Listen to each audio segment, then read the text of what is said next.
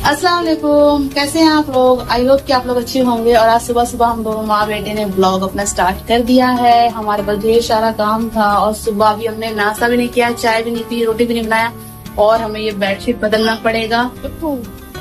लो इफ्फू को देखो, क्योंकि इफ्फू ने ऐसा काम किया है कि हमें पहले बेडशीट बदलना पड़ेगा फिर रोटी बनाएंगे हम। इफ्फू ने क्या किया शानू? हम लोग बता नहीं सकते। हम लोग बता नहीं सकते। इफ्फू ने ऐसा कांड कर दिया है सुबह सुबह बेडशीट पे। मम्मी वैसे आपका और हाँ एक चीज और, ये इफ्फू की आईज देखो हमेशा ना ऐसी चिपचिपी सी रहती है। इसके लिए हमने दवाई भी ली डॉक्टर से, बट फिर भी ये ठीक ही नहीं हो रहा। इफ्फू हेलो बोल दो, हेलो बोल दो, अस्सलाम वालेकुम बोल दो। ये देखो, जो ये ब्लू ब्लू है ना, वो पता नहीं है मेरे को। ये देखो, ये जो ब्लू ब्लू होता है ये इसलिए क्योंकि इफ्फू ने पोलियो की ड्रॉप्स पी थी। हाँ, कल 28 तारीख थी और सब बच्चे इंडिया के जो है वो पोलियो का ड्रॉप्स लेने गए थे, तो मेरी इफ्फू ने भी पोलियो की ड्रॉप्स ली है ना। मैंने नहीं ली। वो 5 साल से छोटे बच्चों को लेते है ना इफ्फू, है ना। हम काम कर लेते हैं।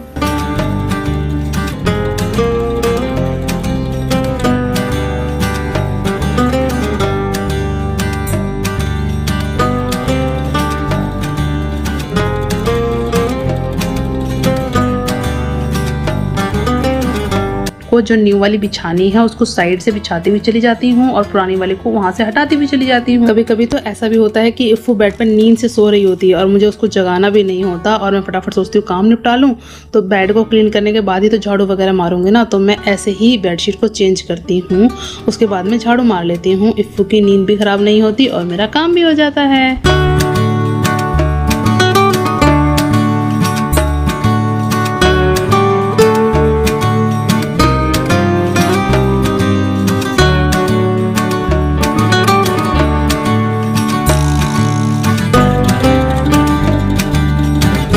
पुराना वाला बेडशीट मैंने हटा दिया था और नया बेडशीट मैंने बिछा दिया है। इसी तरह से मैं डेली करती हूँ। इफ्फू को उस साइड लिटा देती हूँ जिस साइड मैं नया बिछा चुकी होती हूँ। क्या करूँ, मेरे पास कोई हेल्प नहीं है जो बच्चे को पकड़ सके। और हाँ, मैं इससे कोई शिकायत नहीं करती हूँ कि हाँ मेरे पास 2 बच्चे हैं, कोई हेल्प नहीं है, क्योंकि मुझे पता है जिसके पास जितनी कैपेसिटी होती है ऊपर वाला उसको उतनी ही मेहनत करवाते हैं। तो मैं इसके लिए कैपेबल हूँ, तभी मैंने बेबी प्लान किया है और बेबी पैदा भी किया है। तो डोंट वरी, मैं कोई इसकी शिकायत नहीं करती हूँ। लेकिन हाँ, मुझे ऐसा कभी कभी महसूस होता है कि जैसे और लोगों के साथ हो रहा है वो मेरे साथ नहीं हो रहा। और लोगों के साथ फैमिली मेम्बर्स कोई ना कोई हेल्प ज़रूर कराता है जब तक बच्चा अच्छे से खड़ा ना हो जाए, चलने ना लग जाए।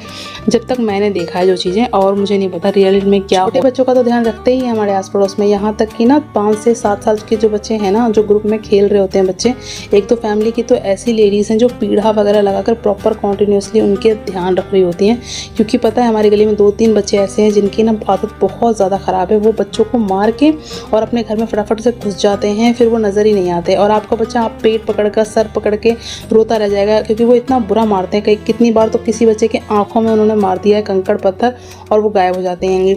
और आप उनके घर जाओगे ना बोलने के लिए, तो उनकी मम्मी बहुत देर बाद निकलेगी और रिस्पॉन्स भी इतना खतरनाक देगी ना कि हम क्या कर सकते हैं। छोटा बच्चा है, आपके बच्चे ने भी कुछ किया होगा तो आप कुछ कह भी नहीं सकते हो कि हाँ सही में बच्चा तो उनका भी छोटा ही है। तो इसीलिए ना 3-4 फैमिली की जो बुआ दादी वगैरह है ना, वो पीढ़ा लगाकर प्रॉपर कॉन्टिन्यूसली अपने बच्चे को खेलने के टाइम पे निगरानी में रखती हैं।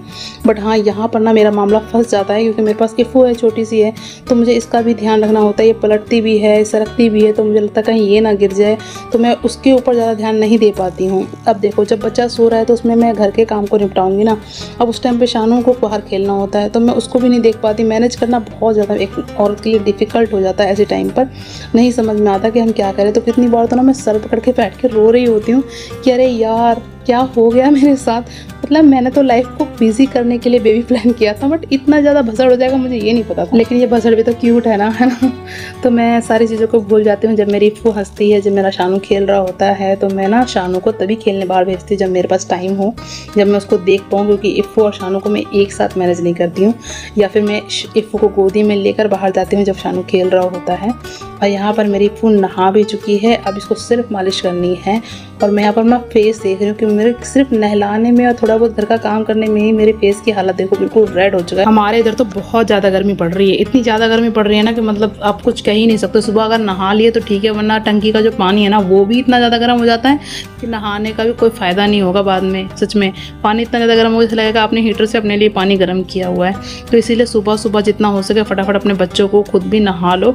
तो मैं पहले इफ़ू को नहला देती हूँ, फिर मैं शानू को ब्रश कराने जाती हूँ, उसको नहला देती हूँ। रोज़ का मेरा डेली का यही रूटीन है। अब जब शानू स्कूल जाया करेगा ना तो सुबह उसको नहला के स्कूल भेज दिया करूँगी। यहाँ पे मैं ना इफ़ू के मालिश वगैरह कर रही हूँ और ना 10 दिन की एक्टिविटी सिर्फ मैंने की है और मेरी इफ़ू माशाल्लाह बैठने लग गई है। बहुत ही अच्छी एक्टिविटी है, आप भी अपने बच्चों के साथ करा करो। अगर आपके घर में कोई छोटा बच्चा है बैठने में देरी कर रहा है ना तो बिठाओ। और हाँ, मेरी बेटी ना सिर्फ 5 मंथ की है, ऊपर अगर दिन को जोड़ा जाएगा तो 10 दिन या 15 दिन ऊपर जा रहे हैं और इफ़ू बैठने लग गई माशाल्लाह। और पता है आज भी ना सपोर्ट के इफ़ू बैठी थी और मैंने इस चीज़ को कैप्चर भी किया और मैं बहुत खुश हूँ, क्योंकि हम लोगों के लिए, माओ के लिए ना यही अचीवमेंट होता है कि हमारा बच्चा अब ये चीज़ करने लग जाए, फिर अगले महीने में वो चीज़ करने लग जाए, फिर खाने लग जाएगी। तो ये सारी चीज़ें ना मेरे लिए अचीवमेंट है, क्योंकि बच्चा होने के बाद ना हम अपना पूरा टाइम उसी को खड़ा करने में, चलाने में, खाना खाना सिखाने में, इन सारी चीज़ों में अपना सारा टाइम लगाते हैं। तो जब वो हमें रिजल्ट के तौर पे मिलता है ना तो ये बहुत बड़ा अचीवमेंट लगता है मुझे। तो मेरी इफ़ू अब बिना सपोर्ट के 5 से 10 सेकेंड ही बैठ जाती है ना तो वो भी मुझे लगता है कि हाँ मैंने कुछ अच्छा करा है। और मेरे को तो ऐसा लगता है, मेरे हस्बैंड कहते हैं कि तुम इतना ज़्यादा कर रही हो जितना तो मतलब कोई बड़ा सपोर्ट के लिए अगर तुम्हारे घर में रहता तो भी तुम इतनी जल्दी जल्दी नई चीज़ें सिखा पाती जितनी जल्दी तुम अकेले रहकर सिखाती हो। वो क्या है ना कि हम किसी के सपोर्ट में जब रहते हैं तो वो तो हमें बताते हैं कैसे करो, अब वैसे करो, अब वैसे करो। और मुझे डर लगती है कि मैं अकेले हूँ तो कहीं ऐसा ना हो कि मैं कोई चीज़ भूल जाऊँ और ये चीज़ मेरे बच्चे के साथ मिस हो जाए। तो मैं वो सारी चीज़ें कर रही हूँ जो चीज़ें मुझे एक माँ को करनी चाहिए अपने बच्चे के लिए।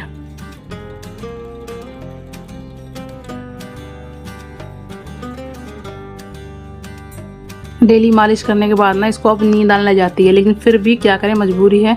इसको 5 से 10 सेकंड इस तरह से बिठाना पड़ता है। अगर आपके घर में छोटा बच्चा है ना तो उसकी प्रॉपर कमर की, पैरों की मालिश अच्छे से मसाज करके और फिर उसको 5 से 10 सेकंड जरूर ऐसे बिठाओ। भले वो थोड़ी देर रोएंगे क्योंकि इनको सोना होता है, इनके नहाने के बाद मालिश हो गई, अब इनको बस बिस्तर नजर आएगा। तो लेकिन बिठाना ज़रूर है ताकि बच्चे बिना सपोर्ट के बैठने लग जाते हैं ना। अब जब वो सो गई थी तब मैं यहाँ पर अपनी रोटी बना रही हूँ। देख रहे हो आप कितना लेट, मैं सब कुछ करने के बाद अब अपना नाश्ता करूँगी। तो फटाफट से मैं यहाँ पर रोटियां सेकने लग गई थी और किचन में भी बहुत ज़्यादा गर्मी पड़ रही है। रोज़ रोज़ इप्पू को ना 5 से 10 सेकंड बिठाने का रिजल्ट मुझे आज मिला था और मैंने इसको कैप्चर भी कर लिया है और अपने ब्लॉग में ऐड भी कर दिया है ताकि फ्यूचर में कभी इप्पू देखें तो वो भी खुश हो जाए कि फर्स्ट टाइम जब वो बिना सपोर्ट के बैठी थी तो मैंने उसको कैप्चर किया था। आपको मेरा ब्लॉग कैसा लगा? अगर अच्छा लगा होगा तो वीडियो को लाइक करके चैनल को सब्सक्राइब ज़रूर कर देना, दिल से गुजारिश है आप लोगों से। अल्लाह हाफिज़, मिलते हैं नेक्स्ट ब्लॉग में।